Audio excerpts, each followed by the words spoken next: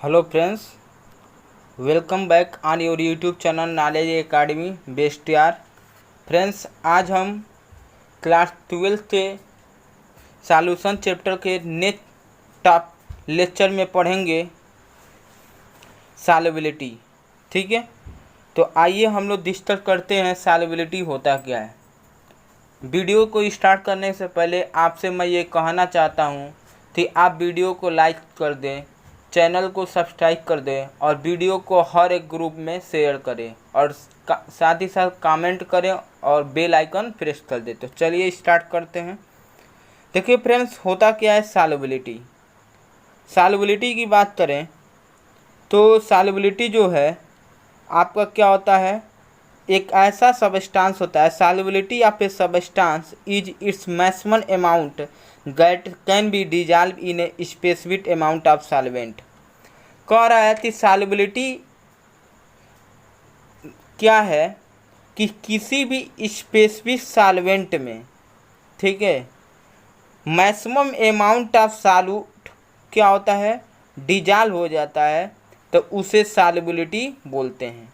जैसे मान लीजिए कि अगर आपका ये वाटर है और इस वाटर में जितना अधिकतम क्या होगा, जितना मैक्सिमम आपका सॉल्यूट डिजॉल्व हो जाएगा, तो वो आपका सॉल्युबिलिटी कहलाएगा। यानी मान लीजिए कि अगर 1 लीटर वाटर में बात करें कि 1 लीटर वाटर में मैक्सिमम 2 मोल क्या होगा, आपका कोई सॉलिड सबस्टेंस डिजॉल्व हो रहा है, तो इसका सॉल्युबिलिटी क्या होगा, 2 मोल पर लीटर। ठीक है फ्रेंड्स, अब रही बात कि सॉल्युबिलिटी किस पर डिपेंड करता है, तो सॉल्युबिलिटी डिपेंड करता है सॉल्यूट और सॉल्वेंट के नेचर पर। वैसे ही डिपेंड करता है जैसे टेम्परेचर और प्रेशर पर डिपेंड करता है। अर्थात जब हम जानते हैं कि अगर मान लीजिए कि ये वाटर है और ये वाटर सॉल्वेंट है, ठीक है, और इसमें क्या हो रहा है कि आपका कोई सॉल्यूट डिजॉल्व हो रहा है, तो जितना इस वाटर में जितना अधिक से अधिक क्या होगा, डिजॉल्व होगा सॉल्यूट, वो आपका क्या कहलाएगा, उतना ही अधिक आपका सॉल्युबिलिटी होगा। यानी कि सिंपल वे में कह दें कि सॉल्युबिलिटी डिपेंड करता है नेचर ऑफ सॉल्यूट और सॉल्वेंट पर। वैसे ही डिपेंड करता है जैसे आपका टेम्परेचर और प्रेशर पर डिपेंड करता है। ठीक है फ्रेंड्स, देखिए बात करें कि अब हम लोग latest consider effect of this factor in solution of the solid or gas in a liquid. यानी कि अब इन सॉलिड का किसी लिक्विड में सॉल्यूशन पर और गैस का किसी लिक्विड में सॉल्यूशन पर। तो चलिए एक एक करते हम लोग डिस्कस करते हैं फ्रेंड्स। देखिए, तो पहला जो है, अब हम लोग पहला सॉल्युबिलिटी है किसका, पहला सॉल्युबिलिटी है, बात करें कि solubility of solid in a liquid. तो ध्यान दीजिए, आइए समझते हैं। कह रही थी every solid does not dissolve in A given liquid while sodium chloride and sugar dissolve readily in water, naphthalene and anthracene do not.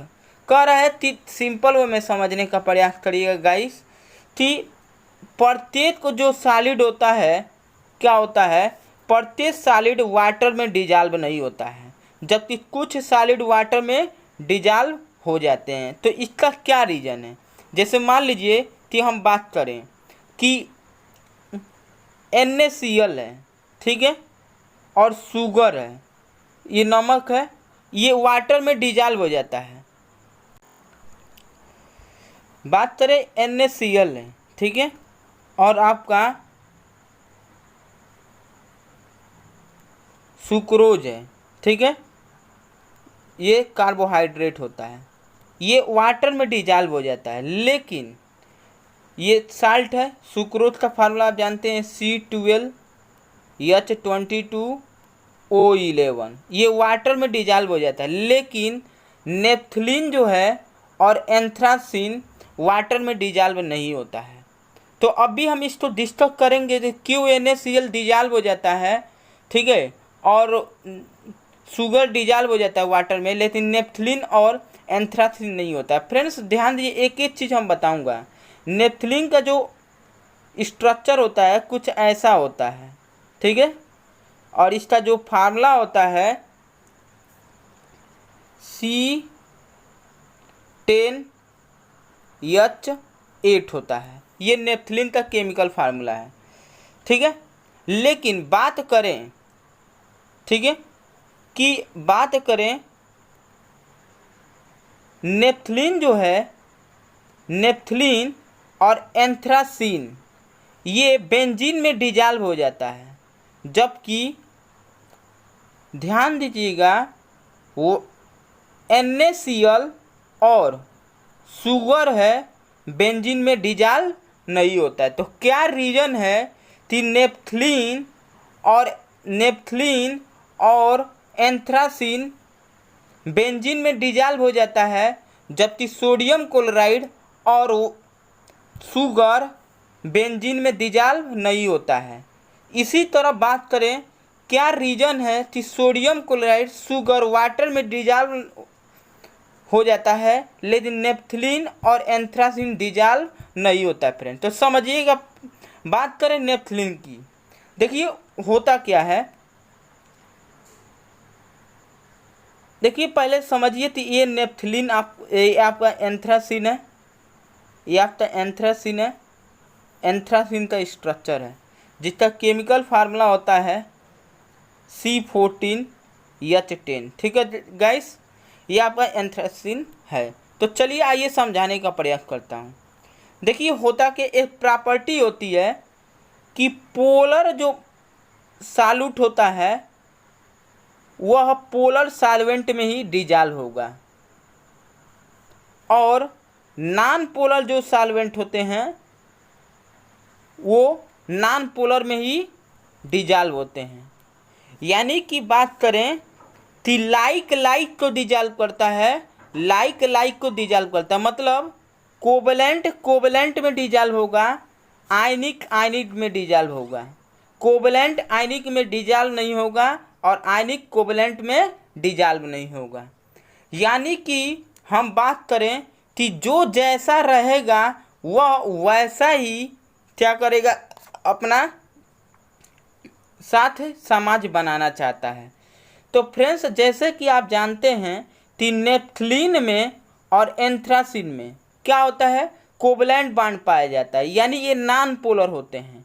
इसी कारण ये बेंजीन में डिजॉल्व हो जाता है, क्योंकि बेंजीन में भी क्या होता है फ्रेंड्स, कार्बन और हाइड्रोजन मिले होते हैं, और कार्बन हाइड्रोजन में क्या होता है, नॉन पोलर कोवलेंट बॉन्ड होता है, इसीलिए ये डिजॉल्व हो जाता है किसमें, बेंजीन में। लेकिन NaCl और C6H12, ठीक है, और H22 और O11 डिजॉल्व नहीं होते हैं, क्योंकि ध्यान दीजिए फ्रेंड्स ये पोलर मॉलिक्यूल हैं, यानी पोलर होने के कारण क्या ये बेंजीन में डिजॉल्व नहीं होता। लेकिन NaCl C6H12 H22 O11 क्या होता है, पोलर होने के कारण H2O में डिजॉल्व हो जाता है, क्योंकि H2O आपका पोलर है। तो आप इतना समझ लीजिए, संक्षेप में बता दूं कि H2O पोलर होने के कारण NaCl और शुगर तो डिजॉल्व कर देता है, ठीक है, जबकि एंथ्रासीन और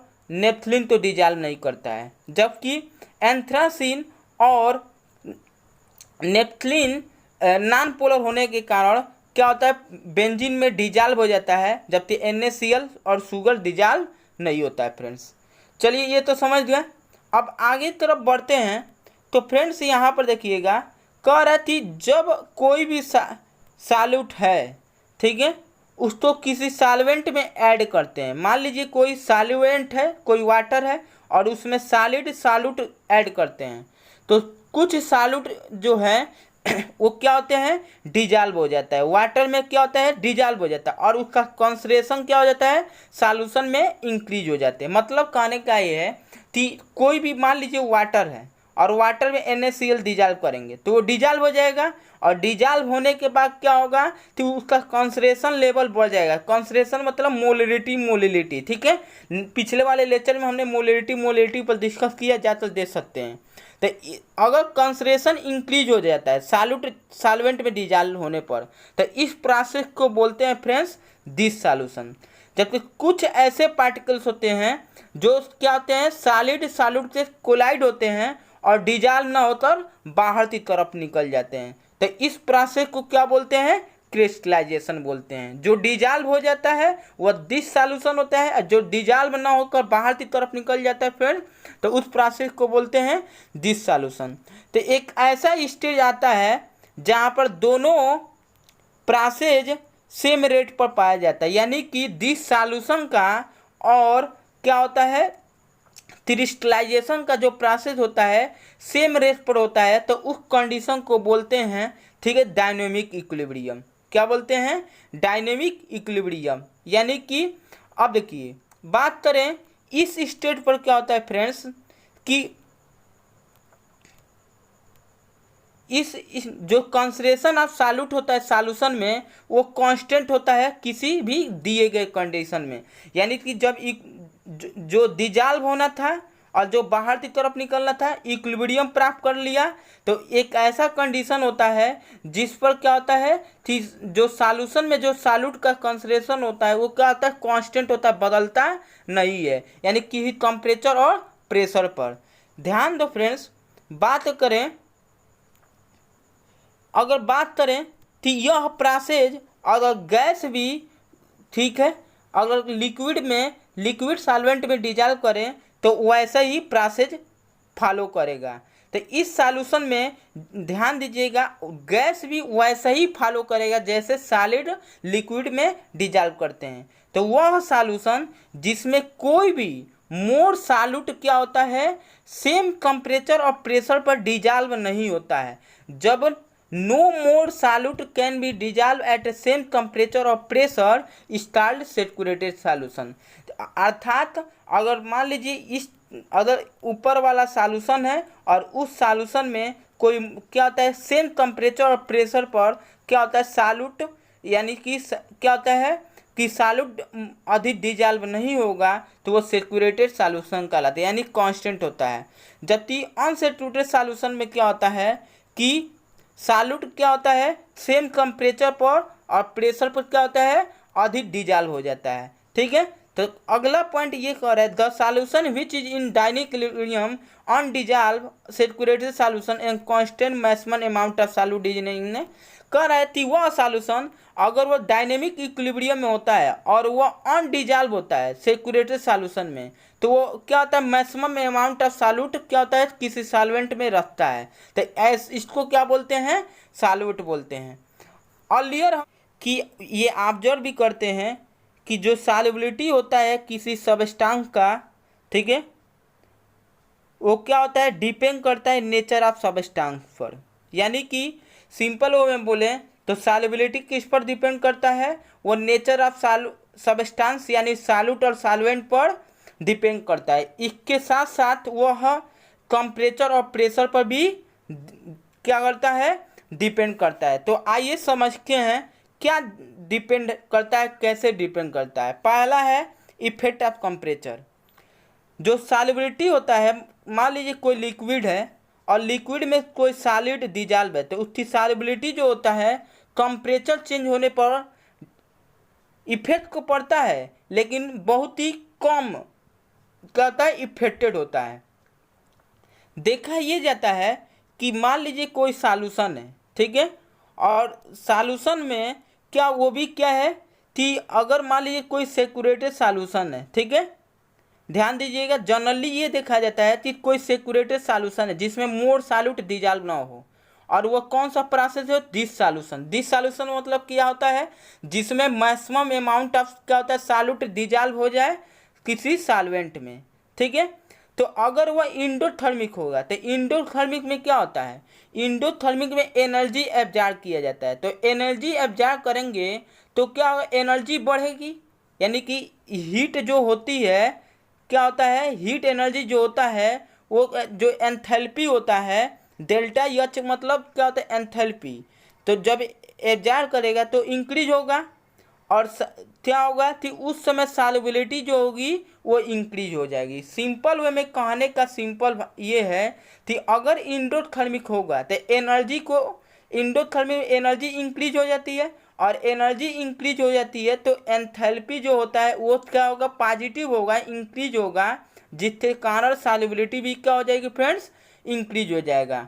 अब बात करें कि अगर एक्सोथर्मिक होता है तो एक्सोथर्मिक में एनर्जी क्या होती है, रिलीज होती है। तो एनर्जी रिलीज होती है तो एंथैल्पी का मान क्या होगा, धीरे धीरे कम होने लगेगा। तो कम होने लगे तो सॉल्युबिलिटी क्या हो जाएगा, आपका डिक्रीज होने लगेगा। ठीक है फ्रेंड्स, तो ये हमने बताया इफेक्ट किसका, कंप्रेचर का। आइए देखते हैं प्रेशर का इफेक्ट। तो देखिए प्रेशर का जो है इफेक्ट बात करें, कोई खास इफेक्ट नहीं पड़ता है। अगर मान लीजिए कि कोई लिक्विड में कोई सॉलिड है, ठीक है, और काफ़ी वो हार्डलेट है, ठीक है, तो अगर उसको हम प्रेशर दें तो कोई खास इफेक्ट उसकी सॉल्युबिलिटी पर नहीं पड़ने वाला है। इसलिए नहीं पड़ने वाला है क्योंकि फ्रेंड्स, क्योंकि वो हाईली क्या होता है, इनकम्प्रेसेबल होता है। इनकम्प्रेसेबल मतलब वो कंप्रेस नहीं हो पाएंगे। तो आई होप कि आपको वीडियो समझ में आया होगा। थैंक्स।